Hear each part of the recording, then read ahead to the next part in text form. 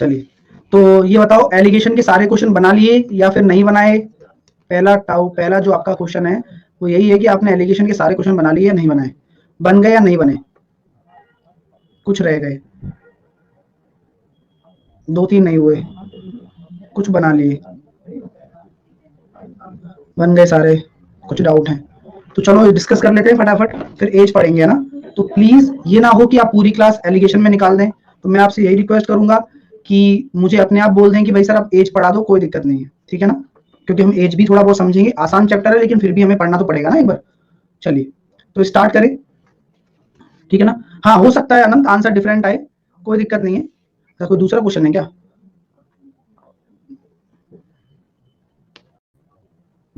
देखो ये बहुत आसान क्वेश्चन होता है अनंत, आप क्या किया करो। हाँ, तो जैसे कि ये क्वेश्चन होते हैं भाई, आप भी देखो, सभी स्टूडेंट जो भी देख रहे हैं, we have to divide a sum of 13,950 among 3 person A B and C. B must get the double of A and C must get 50 less than the double of B share. तो ये simple question होता है, जब last में या तो आप 50 को माइनस कर दो पहले या फिर ऐड कर दो, जो भी होगा देखा जाएगा। आप क्या किया करो, इस क्वेश्चन की थ्योरी को पढ़ो। क्या बोला गया है? B must get the double of A share, ठीक है? तो मान के चलो, मैंने मान लिया ए को अगर 1 मिला है तो बी को कितना मिलेगा? 2 रेशो, ठीक है? ये जो बोला गया B must get the double of A share and C must get 50 less than B, है ना? And C must get 50 less than double of B share. तो सी को क्या मिला है? 4 माइनस 50 रुपीज।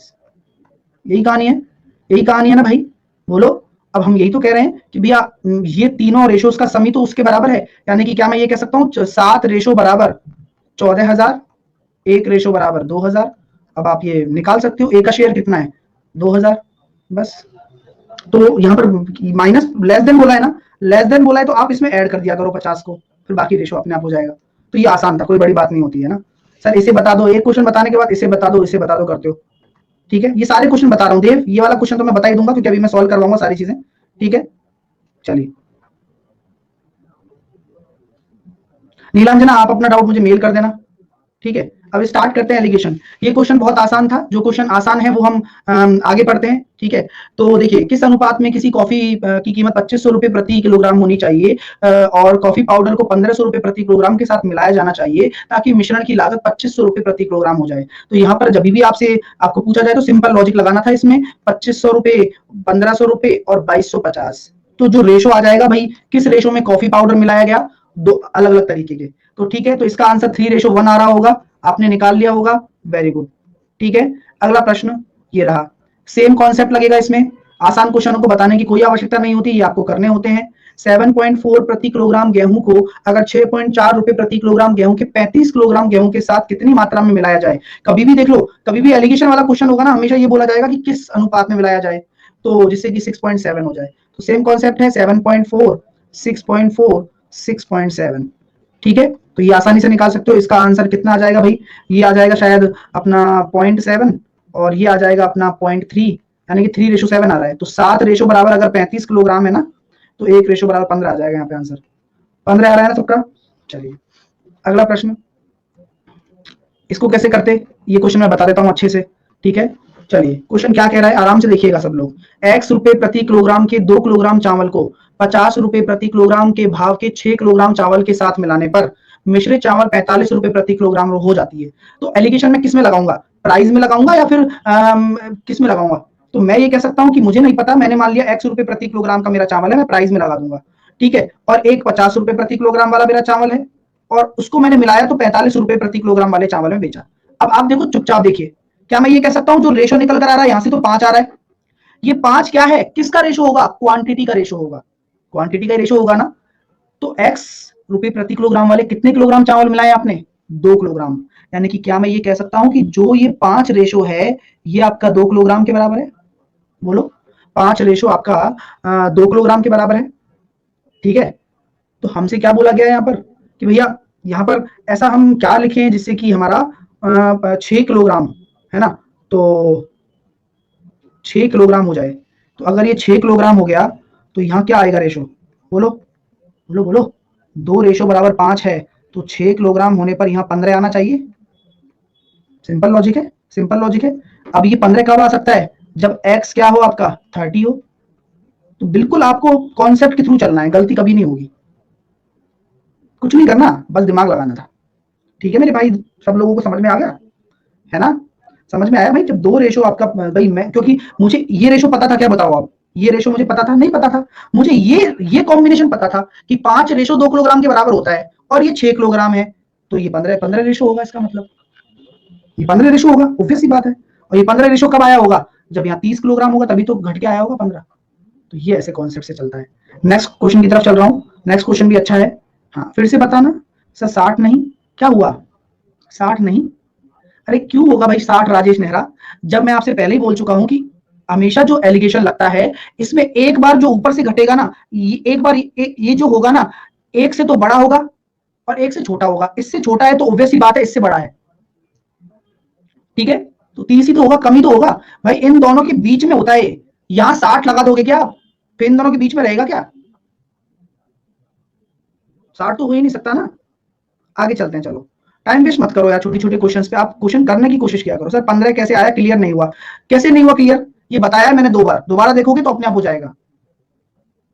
एक दुकानदार ने एक प्रकार का चावल 12 रुपए प्रति किलोग्राम तथा अन्य प्रकार 16.25 रुपए प्रति किलोग्राम में खरीदा। अब दोनों तरह के चावल मिलाने के बाद उसे मिश्रण की लागत 14.75 रुपए प्रति किलोग्राम तय की गई। चावल की कुल मात्रा अगर 85 केजी है तो आपसे बोला गया है कि प्रत्येक प्रकार की मात्रा बताइए, पहले प्रकार के वाले चावल की मात्रा बताइए। तो कैसे करेंगे मेरे प्यारे स्टूडेंट? मैं क्या कह सकता हूं कि एक चावल जो है ना वो 12 रुपए पर केजी है, एक दूसरा चावल है 16.25 रुपए पर केजी है। अब दोनों को मिलाने के बाद में इतने में बेचता है 14.75 रुपए पर केजी में। एलिगेशन लगाओ, कितना आ रहा है? इसमें से ये घटेगा तो यहां कितना निकल कर आ रहा है? 1.50 है ना, और इसमें से ये जाएगा तो कितना आ रहा है? 2.75। अगर आप इसको काटोगे तो 25 की 150 और 25 11 275, तो 6:11 आ गया। किसी को कोई यहां तक समस्या है क्या, ये बता दो। तो हम ये कह तो रहे ना, ये जो रेशो आता है ये किसका रेशो है? क्वांटिटी का। तो 17 रेशो बराबर आपका 85 केजी है ना, तो एक रेशो बराबर आपका 5 केजी हो जाएगा। बोला गया है चावल के पहले प्रकार का, यानी कि इस वाले चावल कितने किलोग्राम है? 6 रेशो, यानी कि 30 किलोग्राम। तो option number B will be your answer, 30 KG will be your answer. अगला प्रश्न करते हैं फटाफट से, ये आसान है, कर लोगे ना? ये बताना पड़ेगा, करना चाहिए देखो आप लोगों को, क्योंकि यहां बोला गया है इतने में बेचने पर, बेचने वाली बात आ गई और सारा काम हम सीपी में लगा रहे हैं। तो हम यहां पर ये कह सकते हैं 50 रुपए 60 रुपए, और इतने का प्रॉफिट हो रहा है तो 6 से 7 हो रहा है, यानी कि 7 रेशो बराबर अगर ये है तो 9 6 की 54 आ जाएगा सीपी। तो बीच में कौन आएगा? 54 आएगा। तो यहां से आ गया 6 और यहां से आ गया 4, यानी कि 3:2।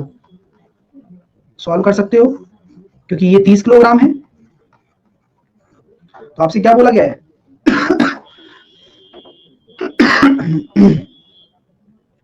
चाय की किस मात्रा को, अच्छा 30 किलोग्राम, सॉरी वो है 30 किलोग्राम 2 रेशो है,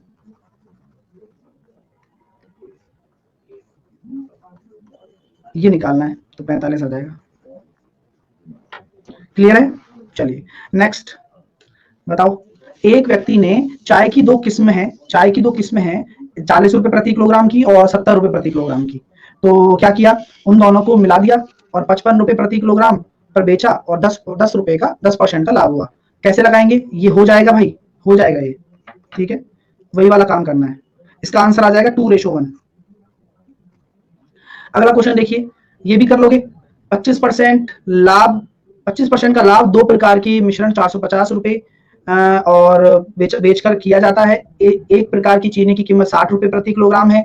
185 किलोग्राम अन्य प्रकार की शक्कर के साथ मिलाई जाती है जिसकी लागत 280 रुपए प्रति किलोग्राम है। ठीक है, तो यहाँ मिसप्रिंट है थोड़ा सा, है ना, इस क्वेश्चन में मिसप्रिंट था, यहाँ 560 आएगा। ठीक है, तो हिंदी मीडियम वाले मिसप्रिंट को ठीक कर लें क्योंकि इंग्लिश में दे रखा है 560, तो थोड़ा सा मिसप्रिंट हो गया होगा टाइपिस्ट के द्वारा। ठीक है, इंग्लिश राइट है, तो अब हो जाएगा ये क्वेश्चन, जिनसे भी नहीं बन रहा था अब हो जाएगा। ठीक है, बताना है क्या? अब डाउट नहीं रहेगा, ठीक है, अब बताने की जरूरत नहीं है, अब डाउट नहीं रहेगा, अब एक बार करके देखना, हो जाएगा। सेम प्रोसीजर लगाना है, वही सीपी लगाना है और एलिगेशन लग जाएगा किसमें? 560 में और 280 में, और इधर आ जाएगा 360। 360 कैसे आएगा आपको पता है ना? 450, क्योंकि 25% का लाभ हो रहा है ना, तो 4 से 5 हो रहा है, 5 बराबर अगर 450 है तो ये 360 आ जाएगा बीच में। एलिगेशन लगा दो और मस्त रहो। 74 आंसर आएगा इसका। क्लियर है? ठीक है, एज बेस्ड क्वेश्चन स्टार्ट कर देते हैं। एज बेस्ड पहले पढ़ाऊंगा, एज क्या है ना, एज कैसे, एज के क्वेश्चन कैसे पूछे जाते हैं, पहले थ्योरी पढ़ाऊंगा फिर होमवर्क दूंगा आपको। ठीक है, ये क्वेश्चन देख लीजिए। एक दुकानदार के पास 100 किलोग्राम चावल है, वह कुछ लाभ पर 25 किलोग्राम बेचता है, शेष को 8% के लाभ पर बेचता है। हो जाएगा, ये आराम से हो जाएगा भाई। आपको कुछ लाभ बचाना है, आपने मान लिया x 8 और 10, ये कितना आ रहा है, 2 निकल कर आ रहा है। ठीक है, अब यहां सेम कॉम्बिनेशन लगेगा, सेम कॉम्बिनेशन लग रहा है ना, देखो ना 100 किलोग्राम है, कुछ भाग 25 किलो, कुछ लाभ पर 25 किलो बेचता है, यानी कि क्या मैं ये कह सकता हूं 2 रेशो बराबर मेरा 25 किलोग्राम है और 100 किलोग्राम ये रहा पूरा का पूरा। तो क्या मैं ये कह दूं आप लोगों से कि सर 2 रेशो बराबर अगर 25 है और यहाँ 75 किलोग्राम बचा हुआ है, तो यहाँ कितना आ जाएगा, 6 आ जाएगा। अगर यहाँ 6 आ गया तो यहाँ क्या होना चाहिए, बोल दो, अरे बोल दो, 16 होना चाहिए ना, बस हो गया काम। ठीक है, तो भाई सेम टाइप के क्वेश्चन होते हैं, क्योंकि हमेशा हमें क्वांटिटी दे रखी होती है तो रेशो निकालना भी आसान है, क्योंकि 25 किलोग्राम 2 रेशो के बराबर है, तो यहाँ 75 किलोग्राम बचा, तो ये 6 रेशो के बराबर होगा। ऑब्वियस सी बात है। ठीक है, सेम टाइप का क्वेश्चन है कंचन, उसी तरीके से। ठीक है ना, चलिए नेक्स्ट कर सकते थे क्या? नेक्स्ट टाइप का क्वेश्चन है 33 आ रहा है, वेरी गुड, बहुत अच्छे। एज स्टार्ट कर दें या फिर आगे किसी क्वेश्चंस में डाउट है आपको, बोलो। इसका आंसर आ जाएगा 33। ठीक है, चलिए स्टार्ट कर दें। चलिए, अभी जो भी डाउट हो तो मुझे बता देना, ठीक है ना। बहुत सारे बच्चों को शायद इसमें डाउट होता है, इस वाले में, इसमें था, देव को था। ठीक है ना, कि एक व्यक्ति क्या करता है भाई, 350 रुपए, 350 प्रश्न है और एक प्रकार के एक छात्र को सही उत्तर के लिए 3 अंक मिलते हैं और प्रत्येक गलत उत्तर के लिए क्या मिलते हैं, आधा अंक कट जाता है। तो ये प्रश्न बहुत आसान होता है। देखो भाई मैं बताता हूँ, देखो बिल्कुल आसान तरीके से। जब 350 प्रश्न आपके पास टोटल है और प्रत्येक सही के लिए 3 अंक मिल रहे हैं, तो यहाँ पर मैं ये कह सकता हूँ +3 मिलते हैं सही के लिए और गलत के लिए 0.5। कंपेयर से भी हो जाएगा, दोनों मेथड से बताऊंगा, कंपेयर मेथड से बताऊंगा, चुपचाप देखते रहो। ठीक है, मैं आपसे ये कह दूं कि भाई ओवरऑल आपको इतने अंक मिल रहे हैं, तो इतने अंक आपको कितने में से मिल रहे हैं, 350 में से तो मिल रहे हैं, हाँ या ना बोल दो। तो कभी भी आपके सामने फ्रैक्शन बन जाए ना, कभी भी जो एवरेज अगर फ्रैक्शन में आ रहा है, तो मैं आपको एक ही तरीका बताऊंगा मेरे प्यारे स्टूडेंट, आप इस फ्रैक्शन के डिनोमिनेटर को मल्टीप्लाई कर दिया करो, खत्म बात। यानी कि अगर मैं आपसे बात करूं यहाँ पर, तो यहाँ आ जाएगा 1050 और इसको अगर इससे मल्टीप्लाई करूंगा तो ये हो जाएगा माइनस का 175, नीचे है 525। अब बस एलिगेशन लगा दो, इसमें से ये चले जाएंगे तो कितना बचेगा, 525। अब इसमें से ये माइनस किया है ना, इसमें से ये माइनस करोगे तो माइनस माइनस प्लस हो जाएगा, यानी कि 600 700 हो जाएगा। क्लियर हो रहा है मेरे दोस्तों? तो ये रेशो आपका निकल रहा है, बस हो गया काम। अब आप ये कह सकते हो इस क्वेश्चन में कुछ भी नहीं बचा है खास, इसका रेशो और अच्छे से कैलकुलेट कर लो। मैं इसको और किससे काटूं बताओ, 5 से काट लेता हूं, तो 5 एकम 5, 5 25 और ये हो गया 140। और किसी से कटेगा, 7 से कट जाएगा, 7 दूनी 14, 15 सत्ते 105, 5 से काटे 5 चौके 20 और 5 दिया 15, तो 4:3 आ रहा है। कितना आ रहा है, 4:3 आ रहा है।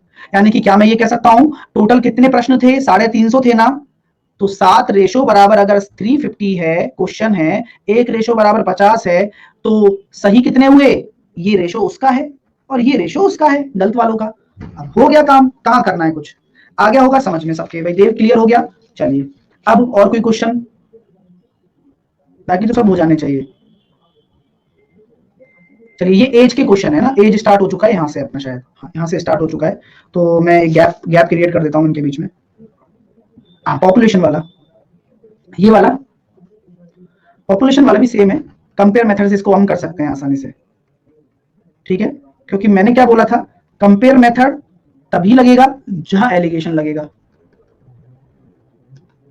समझ में आ रही बात, क्योंकि एलिगेशन और कॉम्प्लीमेंट्री है एक दूसरे के, पॉपुलेशन वाला इजी है।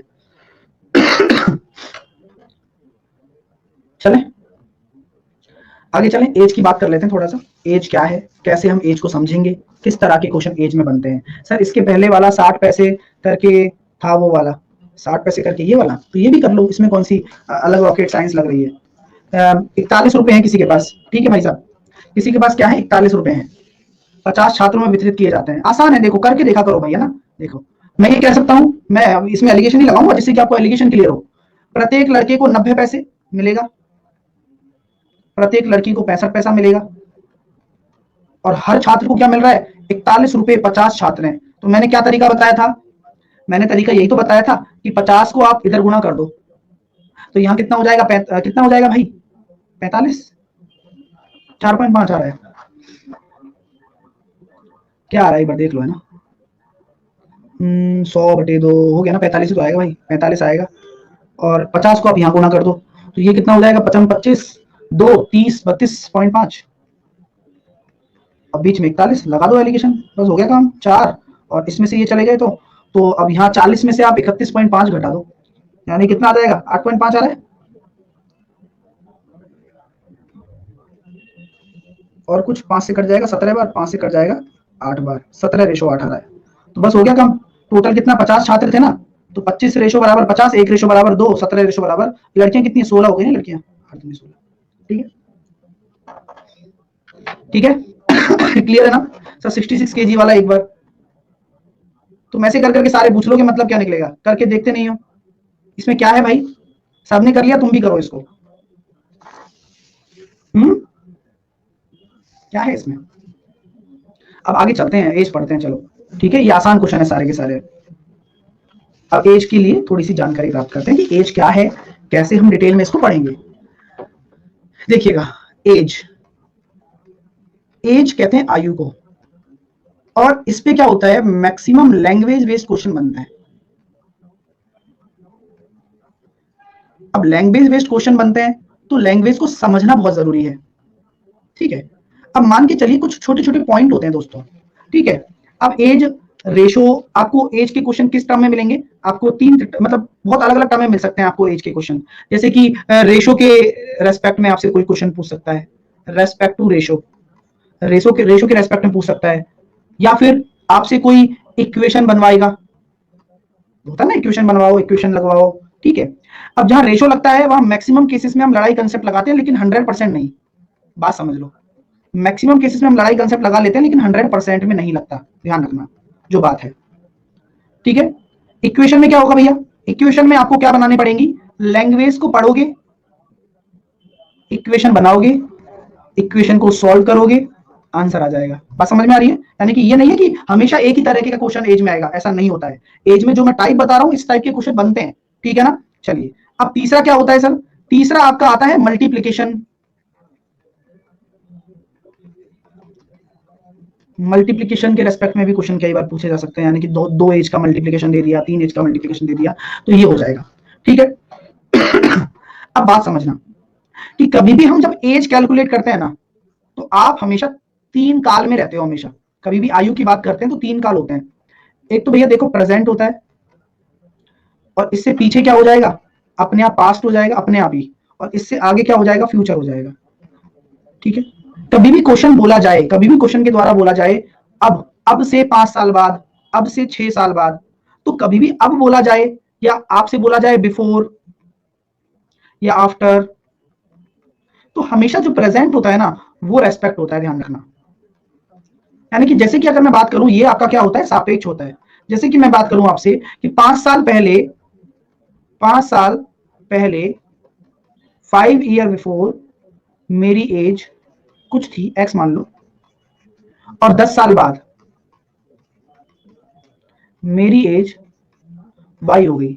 अब कहने का मतलब बताओ मुझे, 5 साल पहले और 10 साल बाद। अब आप ये नहीं करोगे कि 5 साल पहले के बाद से 10 साल लगाओगे, यहां आपको अंतर निकालना है। यानी कि अगर मैं आपसे बोल देता हूं कि मेरी प्रेजेंट एज, मैं मान लेता हूं कि मेरी प्रेजेंट एज ए है, तो 5 साल पहले और 10 साल बाद ऐसे लिखा जाएगा। पहली बात तो अगर मैं डिफरेंस पूछता हूं कि भैया डिफरेंस कितना आ गया एज का, तो आपको खुद ब खुद दिख रहा होगा कि मैं 5 साल ऊपर यानी कि पास्ट में जाऊंगा, और फिर प्रेजेंट में आके 10 साल नीचे जाऊंगा, कुल मिलाकर 15 साल का डिफरेंस आ रहा है। तो यहां पर आप ये ध्यान रखना कि डिफरेंस एज का क्या मैटर करता है, कैसे हम निकाल सकते हैं।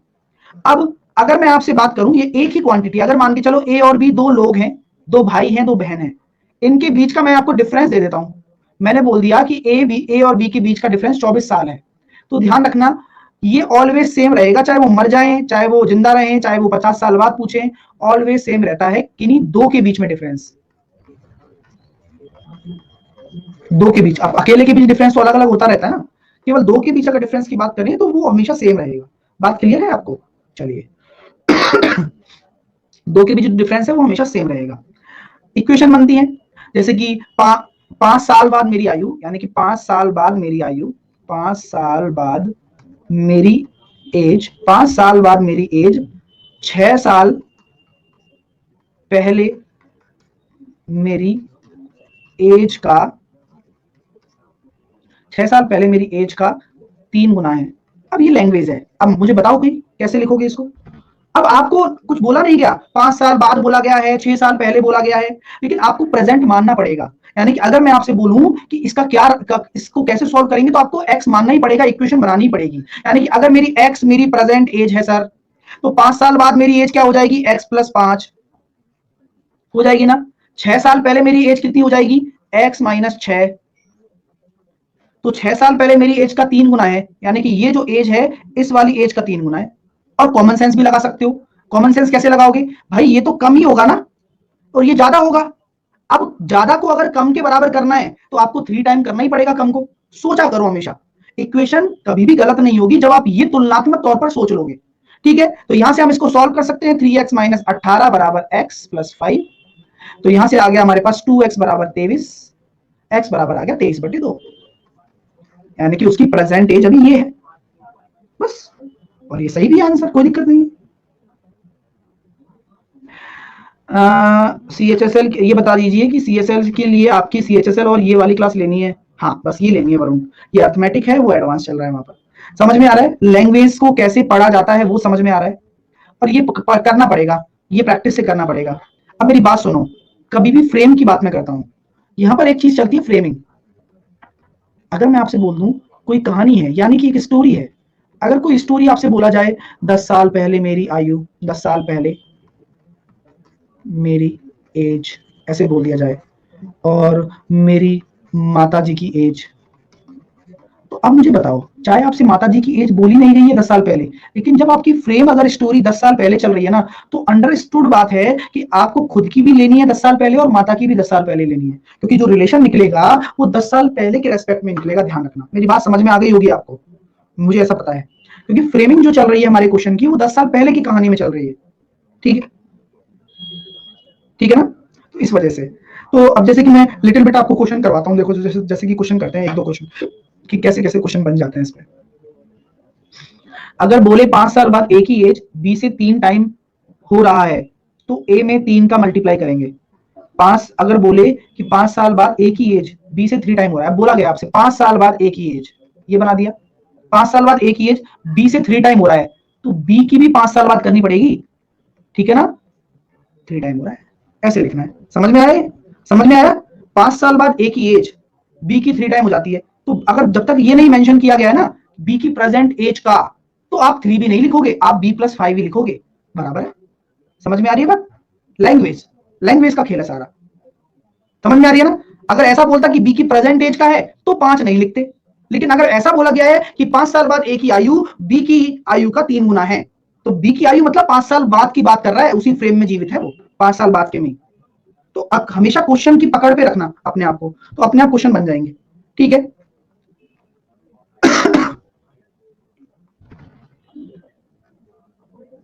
चलो एक क्वेश्चन की बात कर रहा था मैंने बोल दिया पी और क्यू है जिनकी प्रेजेंट एज का रेशो दे रखा है 7:3। ये क्या है, प्रेजेंट एज का रेशो। ठीक है, अब बोला गया है कि 12 साल बाद, after 12 year, after 12 year ratio will be 5:3। तो ए की प्रेजेंट एज बताओ। अब मेरी बात सुनना, ये सिंपल। अब कॉम्बिनेशन किसका है, लड़ाई कंसेप्ट लग जाएगा। जब भी ऐसे कोई कॉम्बिनेशन बने तो लड़ाई कंसेप्ट लगा दिया करो। जैसे कि प्रेजेंट एज आपको दे रखा है, 12 साल बाद की बात की गई है, तो 12 साल पी बड़ा होगा, 12 साल क्यों बड़ा होगा, अंडरस्टैंड वाली बात है ना। कभी भी आपसे बोला जाए कि एक परिवार में, परिवार 5 साल बाद की निकालो, तो परिवार के सारे सदस्य 5 साल छोटे होंगे, ये नहीं होगा कि केवल एक पर्टिकुलर सदस्य होगा। तो सेम काम है, अगर एक ही रेशो में दोनों जुड़े हुए हैं, तो 12 साल बाद दोनों की आयु का रेशो 5:3 हो जाता है। अब यहाँ लड़ाई कंसेप्ट पैदा हो जाएगा, 7×3 = 21 और 5×3 = 15। 21 में से 15 गए तो कितना बचेंगे, 6 रेशो। और मैंने क्या बताया था कि अगर ये दोनों बराबर हैं तो अंतर ले लो, 2 12 दूनी 24 साल। तो एक रेशो बराबर कितना आ गया 4 साल। आपसे बोला गया है कि ए की प्रेजेंट एज, तो प्रेजेंट एज ऑफ ए 7 चौके 28। अब मेरी बात सुनना, कभी भी लड़ाई कंसेप्ट की बात मैं करता आया हूं ना, तो हमेशा जो आपका बेस रेशो होगा वो ऊपर वाला होगा। अब चाहे वो प्रेजेंट एज हो या ना हो, मेरी बात ध्यान से सुन रहे हो ना, यहाँ तो चलो प्रेजेंट एज था, बड़ी खुशी की बात है। अगर मैं आपसे बोल देता हूं, ये सेम क्वेश्चन मैंने आपसे ऐसे बोल दिया जैसे कि सुनना, मजा आएगा। देखो आपकी जो भी सारे डाउट है ना, वो सारे यहीं के यहीं क्लियर हो जाएंगे जो लैंग्वेज में आते हैं। जैसे कि मैंने आपसे बोल दिया कि भाई साहब ए और बी हैं, जिनकी मैंने बोल दिया 5 साल पहले का रेशो दे रखा है ना। जैसे कि मैं आपसे बोल देता हूं, जैसे कि मैंने बोल दिया ए और बी की प्रेजेंट एज दे दिया। अब देखना, बात को समझना, प्रेजेंट एज मैंने आपको दे दिया 5:2, 5:2 दे दिया मैंने। अब हर एक चीज क्लियर करेंगे। आपसे बोला गया है 6 साल पहले उनका रेशो क्या था, 3:1 था। तो बी की प्रेजेंट एज निकालो, वर्तमान, ठीक है, निकालो, आराम से करना, कोई जल्दबाजी नहीं है। अब मैंने क्या दिया है, प्रेजेंट एज आपको रेशो दिया है, और यही आपका क्या है, बेस रेशो है, ध्यान रखना। तो सेम कॉन्सेप्ट लगाओ पहले आप, यानी कि 5:2 प्रेजेंट एज है, 6 साल पहले की बात है तो -6 कर दो, कोई दिक्कत नहीं है। लेकिन बेस रेशो क्या काउंट होगा, ये वाला ही काउंट होगा, क्योंकि मैंने ये ऊपर लिखा है, इसी के रेस्पेक्ट में काम कर रहा हूं मैं। बात समझ में आ गई होगी आपको। 5 एकम 5, 3 दूनी 6, यानी कि एक रेशो बराबर। अब यहाँ जब संख्या सेम है तो इनका डिफरेंस कितना आ रहा है, 2, 6 दूनी 12। अब आपको समझ में आ गया होगा, एक रेशो बराबर 12 साल है, तो बी की प्रेजेंट कितनी है, 24 साल। क्लियर हुआ, क्लियर हुआ मेरे दोस्तों को? वेरी गुड, बहुत अच्छे सर। हाँ, क्या बोला किसी ने, सर उस सब में प्रॉब्लम, उन सब में क्या कहना चाहते हो सर? उन सब में प्रॉब्लम होती है जिसमें बोला जाता है, क्या बोला जाता है कि ये 2 गुना बड़ा है, ये 4 गुना छोटा। इस वाले में होता है कि कौन किससे मल्टीप्लाई करें। देखो भैया, हमेशा भाषा के ऊपर चलो, है ना। अब जब आपसे बोला जा रहा है दुगना है, तिगना है, देखो बहुत सारी चीजें होती है। लैंग्वेज देखो क्या कहती है, लैंग्वेज ए बी का दुगना है, ए बी दुगना है, ठीक है। तो अब जब भी हम एक्सप्लेनेशन करते हैं ना, अक्सर पता है, अगर परसेंटेज में बात की जाए रेशो बनाने की, या फिर रेशो की बात की जाए, तो बहुत अलग अलग चीजें हैं। ए बी का दुगना है ना, तो यहां हम कह सकते हैं 2:1, ए बी का दुगना है, ठीक है। अब आपसे बोला जा रहा है ए बी से दुगना बड़ा है, तो हमेशा ध्यान रखना कि जो एज है ना, एज के रेस्पेक्ट में एग्जामिनर अगर ऐसी लैंग्वेज आपको देता है ना, तो ये भी आपको यही मानना है, पता है आपको, यही मानना है। मेरी बात सुनिएगा, क्योंकि क्या होता है, अक्सर अक्सर एज वाले क्वेश्चन में ये देखा गया है, मेरी बात सुनना, अक्सर एज वाले क्वेश्चन में ये देखा गया है कि अपन बोलते भी ऐसे ही है ना कि यार वो दुगना बड़ा है, वो 3 गुना बड़ा है, तो यहाँ पर ऐसे तरीके से आपका लिया जाता है। लेकिन अगर टैक्टिकली देखा जाए, रेशो के तौर पर देखा जाए, तो ये बनेगा A:B 3:1, प्रैक्टिकली तौर पर, और बिल्कुल वाजिब भी है, यहाँ कोई गलती नहीं है। क्यों कि अगर बी को अगर मैं 1 मान लेता हूं, आप सोचो, अगर मैं बी को 1 मान लेता हूं, तो ए क्या है, दुगना बड़ा है। क्या है, दुगना, यानी कि इसका दुगना तो है ही, लेकिन इससे दुगना बड़ा है, यानी कि 3 है। बात समझ में आ रही है, लैंग्वेज, ठीक है। तो रेशो के टैक्टिकली तौर पर ये देखा जाता है, लेकिन मैं आपसे बता रहा हूं पहले ही कि अगर एज में ऐसा कुछ बड़ा या छोटा आ जाए, तो डोंट बी कंफ्यूज, कंफ्यूज नहीं होना। यहां पर ये ध्यान देना है कि ये एज का क्वेश्चन है ना। आप कहोगे जी बिल्कुल सर है, तो आपसे मैं यही कहूंगा कि लेट्स क्रॉस चेक, आप इसको भी लेके देख लो, इससे भी लेके देख लो। बात समझ में आ रही है? तो हम तुलनात्मक तौर पर चीजों को देख के चलेंगे, क्योंकि हम ये एग्जामिनर की लैंग्वेज पे नहीं डिपेंड कर सकते, और हमें अपना कॉन्सेप्ट क्लियर रखना है। तो हम कंफ्यूज ना हो, इससे ज्यादा अच्छा है कि हम इंग्लिश को एक बार पढ़ लें, क्योंकि इंग्लिश में जो भाषा लिखी रहती है ना, वो नीट एंड क्लीन होती है, इसलिए लोग इंग्लिश को प्रेफर करते हैं। नीट एंड क्लीन लैंग्वेज होती है। तो सबसे पहले आप क्या करें, कभी भी ऐसा कोई कंफ्यूजन पैदा हो ना आपके दिमाग में, तो आप इंग्लिश में पढ़ लें। अगर इंग्लिश में लिखा है ना मोर देन, तो डेफिनेटली 3:1 होगा, ये कोई दुनिया की ताकत नहीं रोक सकती। अगर इंग्लिश में लिखा हुआ है 2 टाइम्स, तो ये 3:1 नहीं होगा, चाहे हिंदी में ये 2 गुना बड़ा लिख रखा हो जाए, ठीक है। अगर यहां लिखा हुआ है 2 टाइम मोर देन, तो 3:1 होगा। बात समझ लो पहले, क्योंकि हिंदी में बड़ा छोटा लिखा आ सकता है, वो भाषा के तौर पर, ठीक है। तो इन क्वेश्चंस में थोड़ा सा ध्यान दे लेना बस, बाकी तो सब भगवान भरोसे है। चलो अब नेक्स्ट टाइप का क्वेश्चन करवाता हूं। नेक्स्ट टाइप का क्वेश्चन देखो, आज पता है बेसिक पढ़ने से क्या होता है, आज आपके बहुत सारे डाउट क्लियर हो जाते हैं। आप उतने डाउट क्वेश्चन पढ़ के नहीं कर सकते जितना हम डिस्कशन से कर सकते हैं। ठीक है, तो जहां भी अगर दिक्कत आए तो आप पूछ सकते हो, कोई भी क्वेश्चन आएंगे तो हम डिस्कस भी करेंगे उस बारे में। ठीक है, जैसे कि अब मैं क्वेश्चन आपको दे रहा हूं। मैंने बोला 4 साल पहले 4 ईयर एगो पी और क्यू की आयु का अनुपात 3:2 है। 4 साल पहले, और बोला गया है 6 साल बाद आफ्टर 6 ईयर रेशो बिकम 5:4। तो एक ही प्रेजेंट एज बताओ। अब मजा आएगा, देखो अब मैं आपसे चाहता हूं कि आप क्या दिमाग लगाएंगे। सर एज में डिफरेंस जैसे शादी के बाद, शादी की, रुक जाओ सब करेंगे भाई। एक ही प्रेजेंट एज, तो दिमाग से सोचते हैं। क्या मैं ये कह सकता हूं पी और क्यू का जो रेशो है वो